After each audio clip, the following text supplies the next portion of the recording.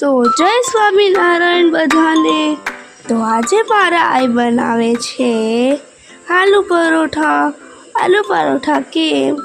કારણ કે મને કંઈ અલગ જ ખાવાનું મન થતું હતું એટલા માટે।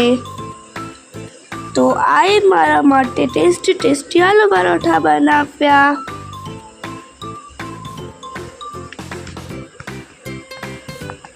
અને મારાએ સાથે હોમમેડ કેચઅપ પણ બનાવી આપ્યો। તો તમે તમારા મામાના ઘરે જાઓ ત્યારે તમારા નાની તમને શું બનાવી આપે મને જરૂર કોમેન્ટ કરજો।